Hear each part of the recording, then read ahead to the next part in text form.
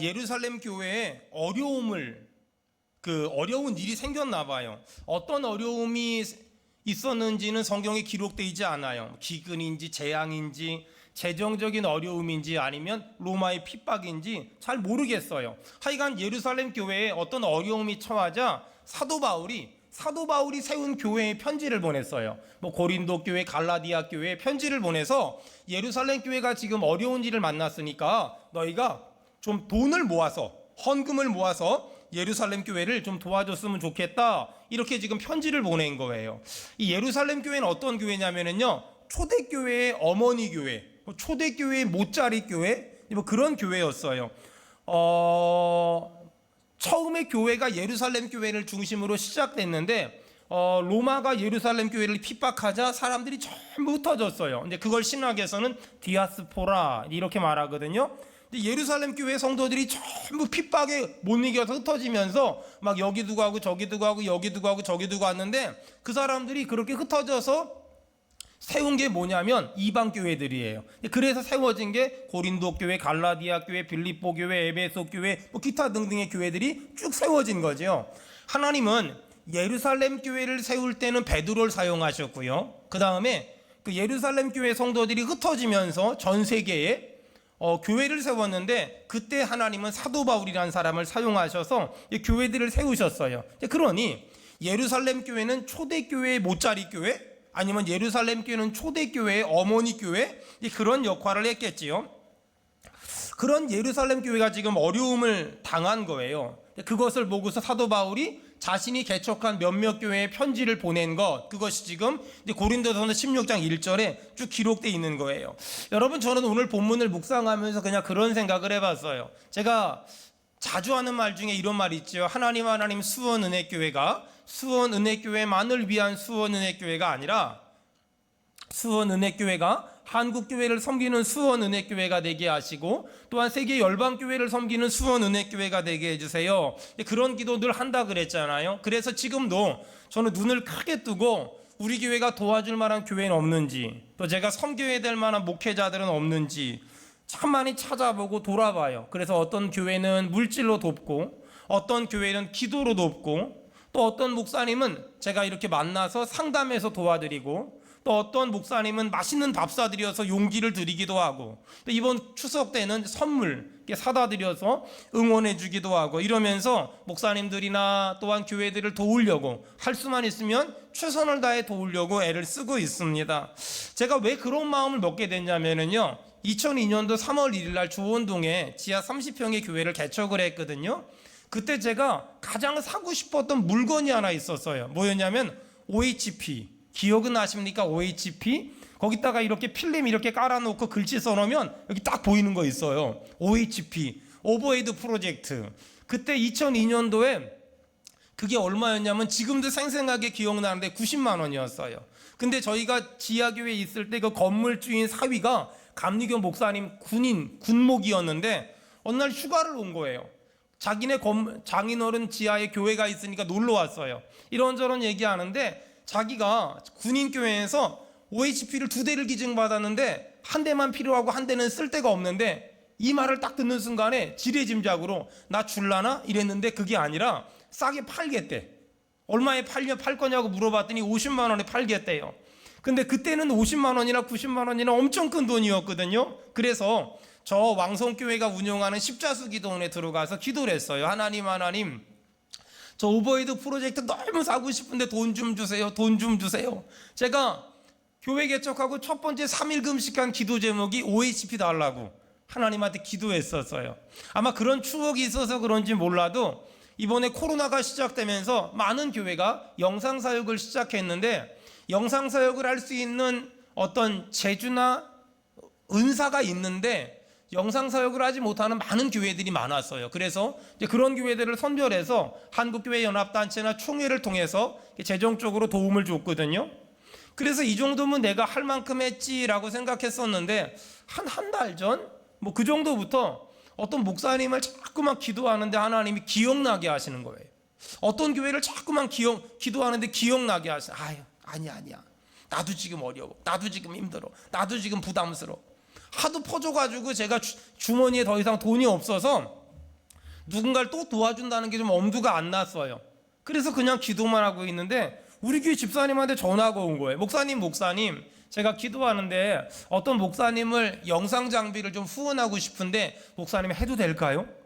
정말 신기하지 않아요? 저는 정말 마음에 감동이 있어서 하고 싶었는데 돈이 없었거든요. 근데 어떤 집사님한테 전화가 와가지고 목사님 해도 되냐고. 당연히 해도 되죠. 그래가지고 그분이 영상 장비 사고, 근데 영상 장비를 돌리려면 또 컴퓨터가 있어야 되잖아요. 또 다른 분이 헌금하고, 그래가지고 우리 교회 집사님들 장로님들이 가셔서 거기서 영상 장비 다 세팅해드리고, 그 세팅하는 것만 7-80만 원, 거의 돈 100만 원 들거든요. 다 세팅해드리고, 지난 주일부터 그 교회 영상이 쫙 나오는데, 여러분 그런 거 아세요? 똑같은 피아노도요, 그냥 교회에 있는 피아노로 우리 제이가 반주하는 것과 내가 헌물한 걸로 반주할 때 느낌이 달라요. 그런 느낌이, 그 영상을 쫙 보는데 막 눈물이 막 나는 거야.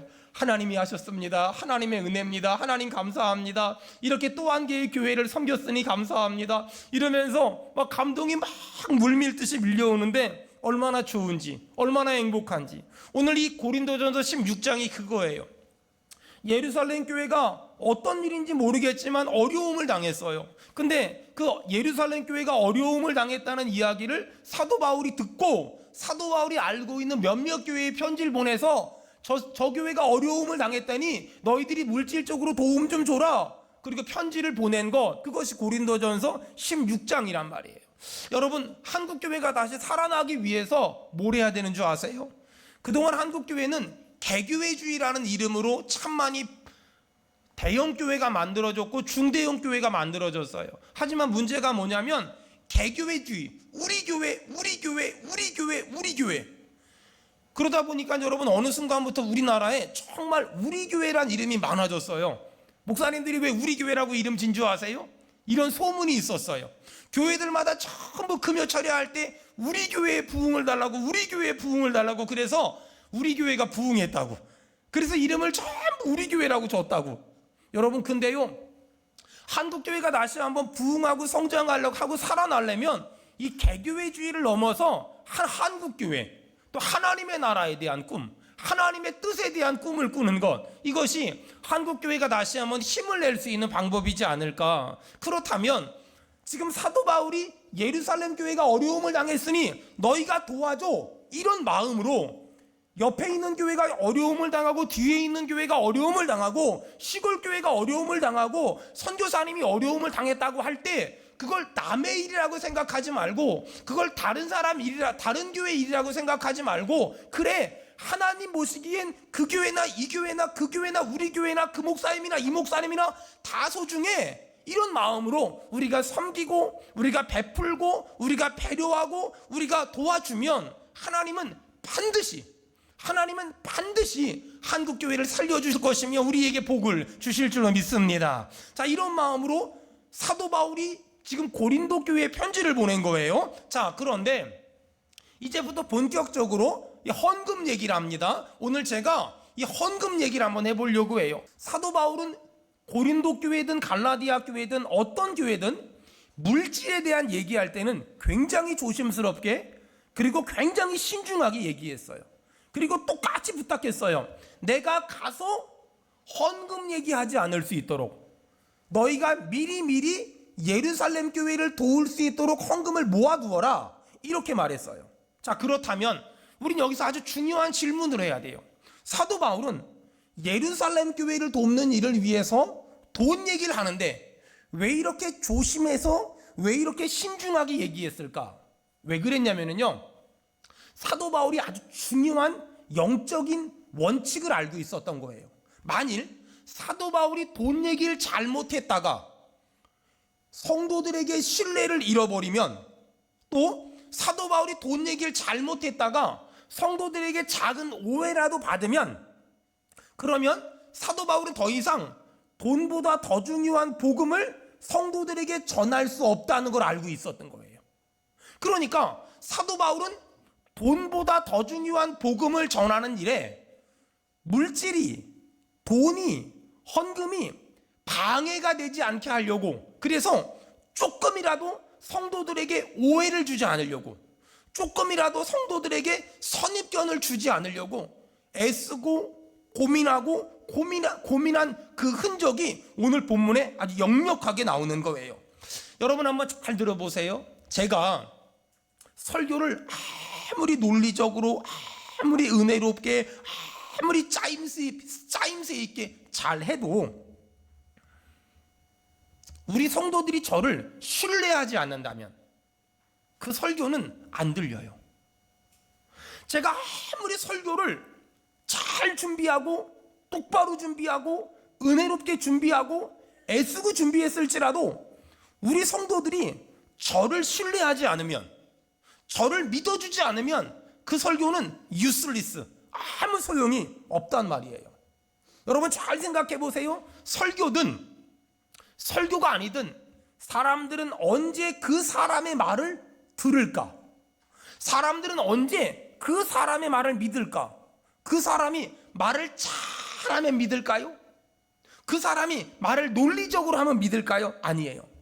설교든 설교가 아니든 내가 저 사람의 말을 언제 믿을까? 내가 저 사람을 신뢰할 때, 내가 저 사람을 오해하지 않을 때, 내가 저 사람을 인정할 때, 그때 나는 저 사람의 말을 믿고 신뢰할 수 있는 거예요. 여러분 잘 들어보세요. 그래서 사람은 좋은 말을 듣는 것이 아니라 좋아하는 사람의 말을 듣는 거예요. 다시요. 너무 중요하니까. 사람은 좋은 말을 듣는 것이 아니라 좋아하는 사람들의 말을 듣는 거예요. 가끔 이런 말 할 때 있어요. 어떤 사람은 나는 저 사람은 신뢰하지 않지만 저 사람의 말은 신뢰해. 될까요? 여러분 저 사람을 신뢰하지 않는데 저 사람의 말이 들릴까? 제가 청년 때 어떤 집사님이 그런 얘기 하더라고요. 목사님의 말만 듣고 삶은 보지 마. 목사님 사람이야. 여러분 그게 되면 얼마나 좋아요. 그게 되면 얼마나 좋아요. 근데 안 돼요. 제가 목사지만 삶을 인정받지 못하면, 인격을 신뢰받지 못하면, 인격을 인정받지 못하면 그 사람이 아무리 옥구슬에 쟁반 굴러가는 소리를 해도 절대로 그 말이 들리지가 않아요. 여러분 한번 잘 생각해 보세요. 그래서 목사가 어려운 게 뭔지 아세요? 목사는 일이 어렵지가 않아요. 목사가 뭐가 일이 어려워요? 우리 성도들이 땡볕에 나가서 고생하면서 돈 버는 거에 비하면 목사는 하나도 어렵지 않아요. 목사가 출근이 있어요? 퇴근이 있어요? 아니 목사가 뭐가 있어요? 근데 일로 생각한 목사가 하나도 어렵지 않아요.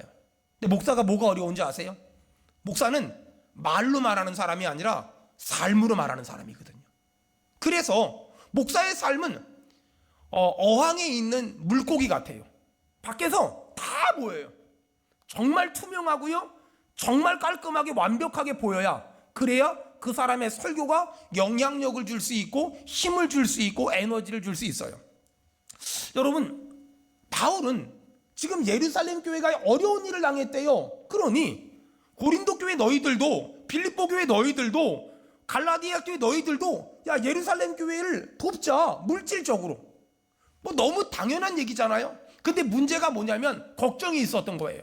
내가 고린도 교회 성도들에게, 갈라디아 교회 성도들에게 예루살렘 교회를 물질적으로 돕자고 말했다가 혹시라도 물질에 대한 오해를 받을까봐, 혹시라도 물질에 대해서 내가 너무 밝히는 목회자라는 그런 잘못된 선입견을 줄까봐 사도 바울은 너무 고민하고 너무 신경 썼어요. 왜냐하면 만일 고린도 교회 성도들이 사도 바울을 돈 밝히는 목회자라고 선입견을 갖거나 오해를 해버리면 어떤 문제가 생기냐면요, 더 중요한 복음을 전할 수가 없어요. 더 중요한 복음을 말할 수가 없어요. 더 중요한 복음을 얘기할 수가 없어요. 이것이 사도 바울의 가장 큰 고민이었어요.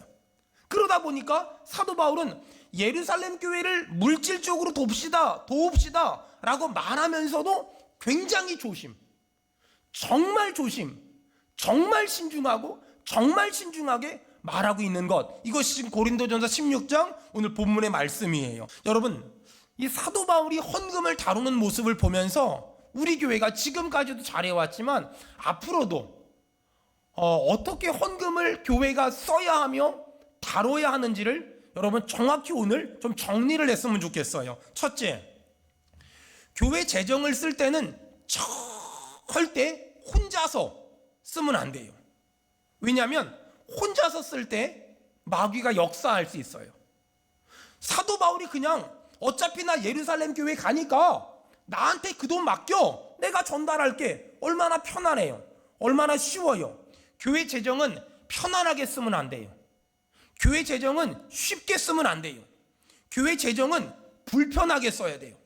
교회 재정은 원칙적으로 써야 돼요. 여러분, 그래서 제가 지금은 뭐 교회 물건 사러 안 다니고 요즘엔 거의 인터넷으로 또 시키니까 그러지만 교회 개척하고 초창기 때요, 어떤 물건을 사러 가잖아요. 그럼 반드시 한 사람을 더 데리고 다녔어요. 왜냐하면 이럴 수 있지요. 자, 교회 물건을 샀어요. 컵도 샀고요, 수건도 샀고요, 마이크도 샀어요. 근데 집에 가려고 하는데 보니까 우리 집에 필요한 모기향을 하나 안 샀네. 모기향 하나 샀어. 결제는 교회 돈으로. 에이, 이거 얼마 한다고 10,000원도 안 하는 거. 여러분, 그냥 단적인 예로 말한 것이지만 하나님 앞에 이것은 죄예요. 하나님 앞에 이것은 옳은 게 아니에요. 하나님 앞에 이것은 하나님의 뜻이 아니에요. 여러분, 근데 이렇게 우리가 범죄하기 얼마나 쉽고 넘어지기 얼마나 쉽고 우리가 순간에 실수하기 얼마나 쉬운지 몰라요. 교회 돈은 언제나 혼자 있을 때 사고 날 확률이 높아요. 그러니까 옆에 사람이 있잖아요. 그러면 예를 들어서 제가 어떤 물건을 사러 갔는데 노지우 집사님하고 같이 갔어. 사러 갈 때 적겠죠. 컵 사고 수건 사고 마이크 사고. 근데 이거 하나 샀어. 그럼 옆에서 물어볼 거 아니에요. 목사님, 그건 왜 사요? 교회 쓸 때 있어요? 아니요, 저희 집에 필요한데 그냥 하나 더 샀어요. 이렇게 당당하게 말할 수 있는 사람 몇 명이나 있겠어요?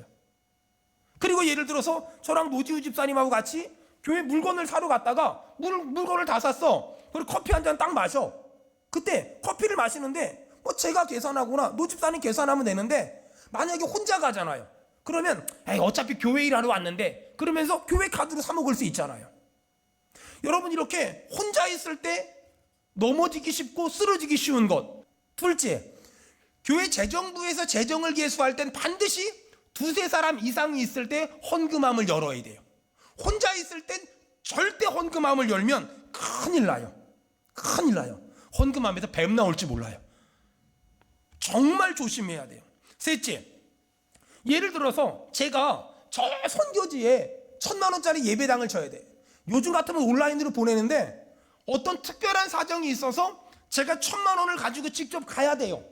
그런 일이 있으면 가급적이면 현금을 가지고 움직일 땐 2사람 이상이 가는 게 좋아요. 왜냐하면 언제나 마귀는 그런 순간의 역사를 해요. 그런 순간의 장난을 쳐요. 물론 한 사람만 가도 일은 되지만 2사람이 가는 이유는 안전함을 위해서. 여러분, 제가 여러분한테 늘 부탁하는 거 있지요. 제가 어디 외부에 나갈 때 절대 혼자 보내지 마라. 우리 장로님들이든 안수 집사님들이든 꼭 같이 가자. 방값이 더 들면, 밥값이 더 들면 내가 낼 테니까 같이 가세요. 왜 그래야만 할까? 목사를 지키기 위해서. 그리고 목사도 사람이라는 걸 언제나 인정해야 돼요. 네 번째, 교회의 모든 재산은 전부 다 교회 명의로 해야만 해요. 어떤 이유 때문에 어떤 개인의 명의로 하는 건 하나님 보시기에 옳지 않고 사람 보기에도 은혜가 되지 않아요. 5번째, 담임 목사는 목회만 열심히 할 수 있도록 교회 재정은 장로님들이나 중직들이 여러분 책임지고 기도하고 고민해야 돼요. 목사가 성도들이 헌금하는 내용을 알아야 될 땐 딱 한 가지 같아요. 언제냐면 예를 들어서 우리 이태명 집사님이 11조 생활을 꾸준히 했는데 어느 날 보니까 한 2-3달 정도 11조를 안 해요. 그럼 그건 저한테 보고를 받아요.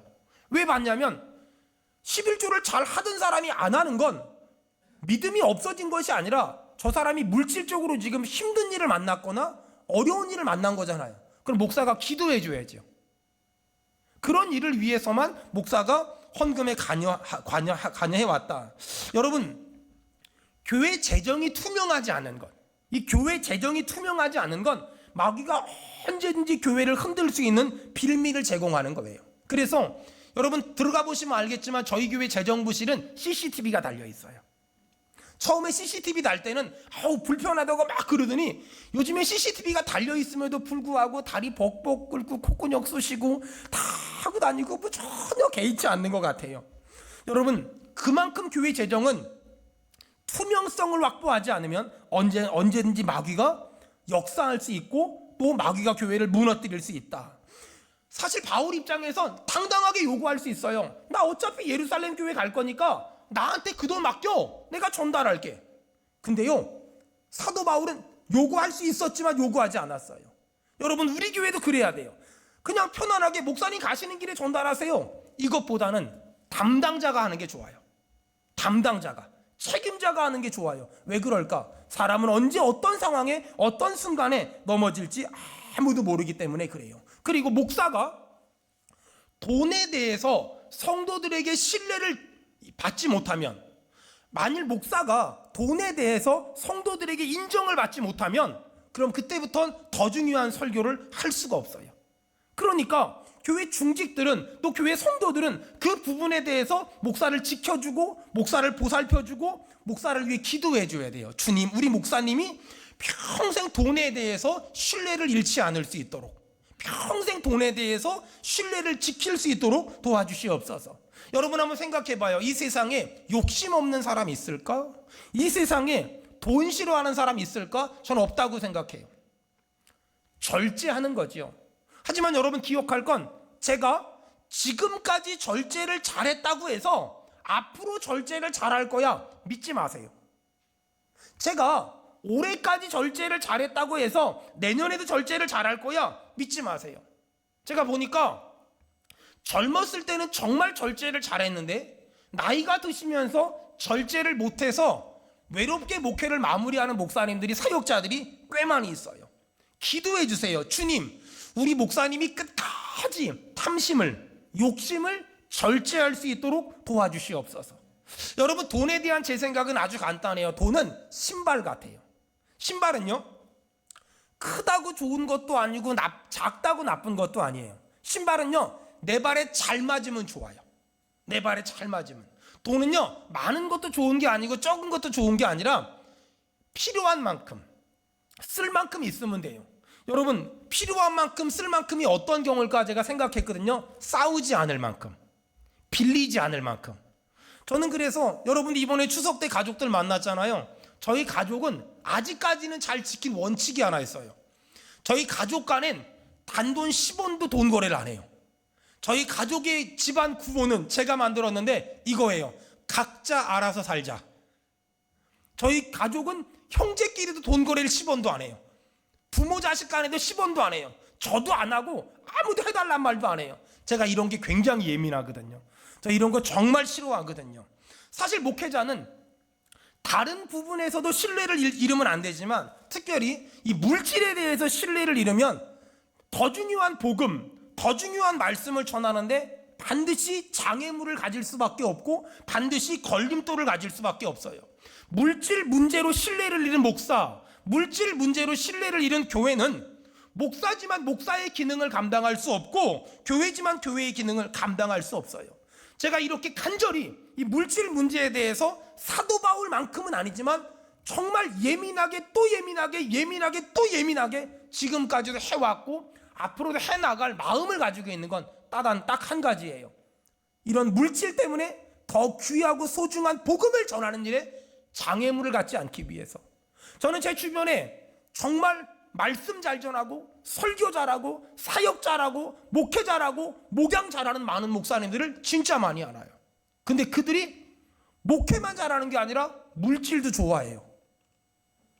움켜 잡은 걸 내려놓질 못해요. 그러다 보니 그들이 아무리 좋은 말씀을 전하고 좋은 설교를 하고 좋은 사역을 할지라도 결국은 나중에는 물질 문제에 대한 신뢰를 잃어버리니까 그 어떤 것도 빛을 발하지 못하는 그런 사람들이 얼마나 많은지 몰라요. 여러분 내일부터 저희 교회는 또 40일 특세를 재개할 겁니다. 3주차.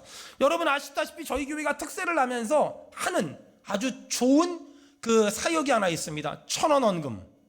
물론 1,000원 헌금이라 그래서 1,000원만 할 필요는 없어요. 500원도 해도 되고요. 2,000원도 해도 괜찮아요. 중요한 건 꾸준히 하자, 이런 의미로 1,000원 헌금을 했어요. 우리 교회 재정부에서 제일 싫어하는 헌금이에요. 그러거나 말거나 지금까지도 해왔고 앞으로도 해갈 그런 예정이에요. 제가 왜 1,000원 헌금을 시작했냐? 예배엔 헌금이 있어야 되잖아요. 근데 헌금은 누구에게나 부담돼요. 부담되지 않는 사람이 한 명도 없어요. 저도 마찬가지니까. 하지만 예배엔 헌금이 있어야 되는데 어떻게 하면 우리 성도들에게 바른 헌금 생활을 가르칠 수 있을까 고민하다가 부담은 되지 않지만 헌금 생활은 똑바로 가르칠 수 있는 1,000원 헌금을 해보자 생각을 했어요. 사람들은 1,000원 헌금이 아무것도 아니라고 생각하잖아요. 아니에요. 그 사람들은 돈의 액수만 봐서 그래요. 1,000원 헌금은요, 비록 큰 돈은 아니지만 그 헌금을 준비하는 사람의 마음은 절대 작지 않아요. 1,000원 헌금을 하려면요, 생각을 해야 되고요, 준비를 해야 되고요, 기도 제목을 써야 되고요, 헌금을 내야 되고요. 이게 보통 힘든 게 아니에요. 보통 어려운 게 아니에요. 비록 1,000원 헌금이 금액적으로는 대단한 것이 아니지만 그 1,000원 헌금을 드리는 사람의 마음은 절대 1,000원짜리가 아니에요. 그래서 이 헌금이 소중하고 이 헌금이 가치가 있고 이 헌금이 중요하다고 말하는 거예요. 이번 추석 때도, 이번 추수감사절 때도 저희 교회가 양조금통 헌금을 할 거거든요. 양조금통 재정부에서 이 헌금도 진짜 싫어해요. 이거 양 전부 다 배갈라야죠. 거기는 동전 다 그냥 저희 재정부에서 부탁한 게 있어요. 목사님 제발 10,000원짜리 10원짜리 100개로 바꾸지 말고 1,000개로 바꾸지 말고 100원짜리 100개로 바꾸지 말고 그냥 10,000원짜리 하나 넣어서 헌금하라고 광고 좀 해주면 안 될까요? 안 된다고. 그거는 의미가 아니라고. 그러니까 그거를 전부 배갈라가지고 헌금하는 그게 뭐가 쉽겠어요? 보통 일이 아니죠. 하지만 여러분 생각해 보세요. 예수님이 광야에서 말씀을 전하는데 남자만 5,000명, 여자랑 애들까지 2만 명이 있었대요. 사람들이 배가 고파요. 먹을 게 없어요. 근데 어떤 어린아이가 오병이엄 물고기 2마리 떡 5개 갖고 와서 이거 예수님한테 드려요. 예수님이 감사기도 하고 먹였더니 다 먹고 12광줄이 남았대요. 여러분 어떻게 그런 기적이 일어난 줄 알아요? 양조금통은 그런 의미에서 하는 거예요. 그거 한다고 대단한 일을 할 수 있을까? 저는 없다고 생각해요. 현실적으로. 하지만 제가 믿는 건 우리는 비록 약하지만 주 예수는 강한 줄로 믿습니다. 그 믿음이 있기 때문에 이런 사역들을 주구장창하는 거예요. 여러분 하나님은 홍해를 가르셨잖아요. 하나님은 여리고성을 무너뜨렸잖아요. 하나님은 이런 우리의 작은 섬김과 헌신을 통하여 큰 일을 행하실 것이고 큰 기적을 행하실 줄로 믿습니다. 교회들이요, 물질 문제로 성도들의 신뢰가 깨지지 않게 해라. 물질 문제로 성도들의 신뢰가 깨지지 않게 해라. 이 땅의 그리스도인들이요, 물질 문제로 가족 간에, 형제 간에, 부부 간에, 사람들과의 관계 가운데 신뢰를 잃지 마라. 여러분, 전 우리 성도들이 주변에 있는 모든 사람들에게 신뢰받는 사람이 됐으면 좋겠어요. 노지우 이름 석자가 저 사람이 하는 말은 믿을 수 있어. 이태명 저 이름 석자가 신뢰라는 단어가 딱 떠올라요. 근데 어떤 사람은 아무게 그 사람 말은 콩으로 매줄 쓴다 해도 못 믿어. 여러분, 그 사람은 살 수가 없어요. 아무것도 할 수가 없어요. 여러분, 목회자들도 마찬가지고 교회 직분자들도 마찬가지고 성도들도 마찬가지, 우리 청년들도 마찬가지예요. 신뢰는요, 한 번 깨지면 회복하기는 어렵다? 아니요, 전 불가능하다고 생각해요. 특별히 돈과 관련된 신뢰는요, 한 번 깨지잖아요. 그러면 다른 많은 것들이 깨지기 시작해요. 여러분, 오늘 말씀드리면서 단돈 1,000원이라도 빌렸는데 갚지 않은 게 있다면 오늘 예배 끝나고 갚으세요.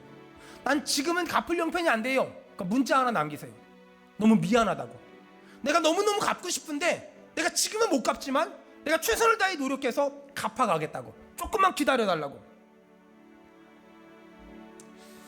제가 참 좋아하는 말인데, 공자가 위정자들에게 이 땅의 나라를 다스리는 3가지 방법을 알려줬어요. 저는 이 말이 우리가 늘 마음에 품어야 될 마음이라고 생각해요. 나라를 어떻게 다스립니까? 이 땅의 모든 위정자들은 백성들의 3가지를 해결해야 되는데, 첫 번째 식량, 두 번째 군대, 세 번째 신뢰. 근데 만약에 이 3가지 중에 포기해야 될 것이 있다면 첫째는 군대를 먼저 포기해라고. 두 번째는 식량을 먼저 포기하라고. 하지만 이 땅의 위정자들이, 이 땅의 리더십들이 끝까지 포기하지 말아야 될 한 가지가 있다면 그것은 신뢰라고.